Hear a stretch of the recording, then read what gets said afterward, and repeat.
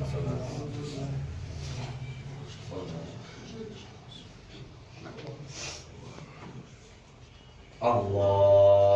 اکبر بسم اللہ الرحمن الرحیم الحمدللہ رب العالمین الرحمن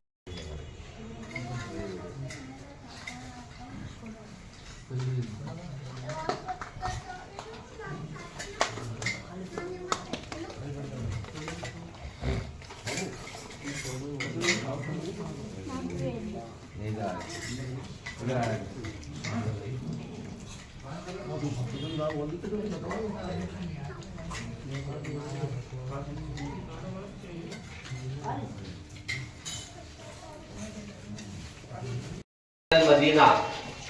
اور پھر انہی الفاظ کو اپنے خطبے میں امام نے جو ہے وہ ارشاد فرمایا. کیا فرمایا؟ انی لم اخرج حشرا ولا بطرا. میں مدینے سے نکل رہا ہوں، لیکن مدینے سے کس لیے نکل رہا ہوں؟ امام نے اس چیز کو واضح فرمایا کہ میں فساد پھیلانے کے لیے یا شر پھیلانے کے لیے یا دکھاوے کے لیے یا ظلم برپا کرنے میں آنے والا، ہماری محفل میں آنے والا، جو بھی ہماری مجلس میں آئے گا، ہماری بزم میں آئے گا اور ہماری مجلس میں شرکت کرے گا، اسے 4 خصوصیات میں سے کوئی ایک خصوصیت اپنے ساتھ لے کر جانی چاہیے. یعنی جو بھی فرش ازائے حسین پر آئے، جو بھی مجلس حسین میں آئے، جو بھی محفلوں میں شریک ہو، جو بھی بزم میں بیٹھے، جو نام حسین پر برپا کی جائے. اب اس انسان کی ذمہ داری ہے کہ امام کی 4 خاصیت میں سے ایک خصوصیت وہ فرش ازا سے لے کر اٹھے. وہ کیا خصوصیات ہیں؟ امام فرماتے ہیں کہ پہلی خصوصیت یہ ہے کہ جو انسان ہماری بزم میں آئے گا، ہماری مجلس میں شریک ہوگا، تو اس کا عقیدہ توحید بڑا مضبوط ہوگا. عقیدہ توحید مضبوط ہونے کا کیا مطلب؟ یعنی انسان اللہ کے بتائے ہوئے راستے پر عمل کرے گا اور اللہ سے قربت اختیار کرے گا. یہ کہاں سے نصیب ہوگا؟ فرش ازائے حسین سے نصیب ہوگا. پھر امام فرماتے ہیں کہ دوسری خصوصیت یہ ہے کہ جو انسان مجلس حسین میں شریک ہوگا، جو انسان فرش ازا پر تشریف لائے گا، اس کے مزاج میں انصاف پیدا ہوگا. انصاف، مزاج میں انصاف پیدا ہونے کا کیا مطلب ہے؟ مزاج میں انصاف پیدا ہونے کا مطلب یہ ہے کہ اگر ظلم فلسطین کے مسلمانوں پر ہو رہا ہے تو ہماری آواز جو ہے وہ یہاں سے بلند ہوگی. اگر یمن میں مسلمان مارے جا رہے ہیں تو صدائے احتجاج یہاں سے بلند ہوگی. گویا جہاں بھی اس عالم دنیا میں ظلم و تشدد برپا ہو، ہماری صدائے احتجاج بلند ہونی چاہیے. لیکن افسوس ہوتا ہے معاشرے میں ایسے لوگوں کو دیکھنے کے بعد جو سڑکوں پر، جو ریلیوں میں، جو احتجاجوں میں صدائے احتجاج بلند کرتے ہیں، امریکہ کے خلاف نعرے لگاتے ہوئے نظر آتے ہیں، آل سعود کے خلاف نعرے لگاتے ہوئے نظر آتے ہیں، لیکن اپنے گھر میں انصاف سے کام نہیں لیتے. امام نے فرمایا کہ اس کے مزاج میں انصاف پیدا ہوگا. بھائی تعجب کی بات ہے کہ سڑکوں پر نکل کر کہہ رہے ہیں کہ امریکہ مرد آباد، اسرائیل مرد آباد، لیکن اپنے بیوی بچوں پر ظلم کرتے ہوئے نظر آتے ہیں. امام نے فرمایا کہ اگر اپنے گھر میں انصاف نہیں کر سکتے، اپنے بیوی کے حقوق ادا نہیں کر سکتے، اپنے بچوں کے حقوق ادا نہیں کر سکتے، تو سڑکوں پر نکل کر بھلے ہی لاکھوں نعرے لگا لو آپ کہ امریکہ مرد آباد اور اسرائیل مرد آباد، کوئی فائدہ نہیں ہے. امام نے فرمایا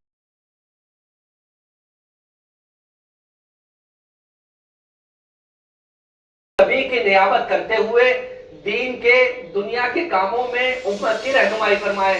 یعنی جو قبر کے ادھر بھی کام آئے، جو قبر کے ادھر بھی کام آئے. اب تاریخ کا مطالعہ کرنے کے بعد ایک شخصیت ہمیں ضرور ایسی ملتی ہے کہ جس نے کسی کے بیٹے کو غلام زادہ کہہ دیا تھا. تم توجہ فرمائیے گا کہ جس نے کسی کے بیٹے کو غلام زادہ کہہ دیا تھا تو روتا ہوا اپنے باپ کے پاس پہنچا اور کہنے لگا کہ مجھے آج امام نے غلام زادہ کہہ دیا ہے. فوراً باپ نے کہا کہ قلم کاغذ لے جاؤ اور لکھوا کر لے آؤ. ارے ہم بھلے ہی دنیا کے کتنے بڑے حاکم ہوں، لیکن ہم جانتے ہیں ہماری قبر کے بس ادھر تک چل سکتی ہے، لیکن جس نے تمہیں غلام زادہ کہہ دیا ہے اس کی قبر کے ادھر بھی چلتی ہے، قبر کے ادھر بھی چلتی ہے. درود پڑھے محمد و آل محمد.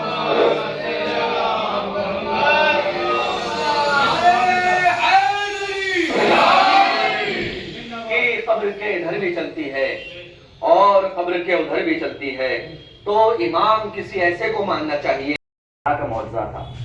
یہ کربلا کی خصوصیت تھی کہ جو امام حسین نے وہاں سے چل کر اور کربلا کے میدان میں قربانیاں پیش کی، ہمیں شکر کرنا چاہیے۔ عزیزان محترم، یہ ایام ماہ سیام یعنی روزوں کے ایام، یہ ایام وہ ہیں کہ جس میں ہمیں اپنے ضمیر کو ٹٹولنے کی ضرورت ہے، اپنا محاسبہ کرنے کی ضرورت ہے، اپنے نفس کو جھنجھوڑنے کی ضرورت ہے اور اپنے گناہوں کو دور کرنے کی ضرورت ہے۔ عزیزان محترم، آج یہاں جمع ہوئے ہیں ہم بزم میں، کس لیے جمع ہوئے ہیں؟ بس آپ کی زحمت تمام ہوئی، ہم جمع ہوئے ہیں جناب فاطمہ زہرا سلام اللہ علیہا کو غصہ دینے کے لیے۔ عزیزو، آج ہماری اور آپ کی شہزادی یتیم ہو گئی، آج حسنین کی ماں یتیم ہو گئے۔ عزیزان محترم، جناب خدیجۃ الکبریٰ سلام اللہ علیہا سے نبی کو بہت پیار تھا، بہت محبت کرتے تھے حضور جناب خدیجہ سے۔ جب جناب خدیجہ اس دنیا سے رحلت فرما گئی تو ایک بیوی نے کہا کہ یا رسول اللہ، جب جناب خدیجہ کا ذکر آتا ہے تو آپ کی آنکھوں سے آنسو نکل آتے ہیں یا رسول اللہ، جبکہ اللہ نے آپ کو خدیجہ سے بہتر ازواج عطا کی ہے۔ تو اللہ کے نبی نے کہا کہ یہ تم سے کس نے کہا کہ مجھے اللہ نے خدیجہ سے بہتر ازواج عطا کی ہے؟ ارے خدیجہ نے تو میرا اس وقت ساتھ دیا تھا جب میرا کوئی پوچھنے والا نہ تھا۔ عزیزان محترم، جب جناب خدیجہ بستر علالت پر موجود تھی تو دیکھا کہ جناب فاطمہ زہرا اپنی سہیلی کے ساتھ صحن خانہ میں کھیل رہی ہے۔ اسی اثنا میں حضور گھر میں وارد ہوئے، گھر حضور کو قریب بلا کر کہا کہ اللہ کے نبی، اے میرے مونس و وارث، جب میں اس دنیا سے رخصت ہو جاؤں تو میری بیٹی فاطمہ کا خیال رکھیے گا۔ ارے ادھر جناب خدیجہ دنیا سے رخصت ہوئے، حضور نے غسل و کفن دیا۔ ارے جناب خدیجہ کی قبر میں پہلے خود لیٹے ہیں اور ارشاد فرمایا قبر کی طرف اشارہ کر کے، اے خبردار، یہ فاطمہ کی ماں ہے، ارے ان پہ فشارے قبر نہ ہونے پائے۔ ارے جناب خدیجہ کو سپرد خاک کیا۔ ارے سلام ہو فاطمہ کی عظمت پر کہ جناب خدیجہ کے بعد ارے باپ موجود تھا کہ جو آپ کی آنکھوں کا بوسہ لیتے تھے، جو آپ کے ماتھے کا بوسہ لیتے تھے، ارے اتنی محبت کرتے تھے کہ کبھی ماں کی کمی محسوس نہ ہونے دی، ارے کبھی تو اپنی جگہ پر بٹھا دیا کرتے تھے۔ سلام ہو سکینہ بنت الحسین ارے باپ کے بعد کوئی ایک فلم پیار سے بولنے والا نہ تھا، ارے جو ملا تازیانے مارنے والا ملا، کوئی کانوں سے گوشوارے چھیننے والا ملا۔ ارے سکینہ جب بھی اپنے باپ کو یاد کرتی تھی، ارے ظالم رخساروں پر تماچے مار دیا کرتے تھے۔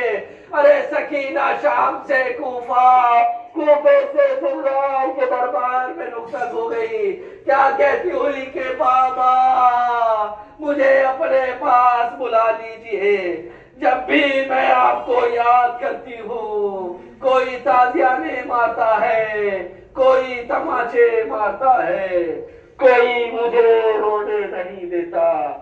انا للہ و انا الیہ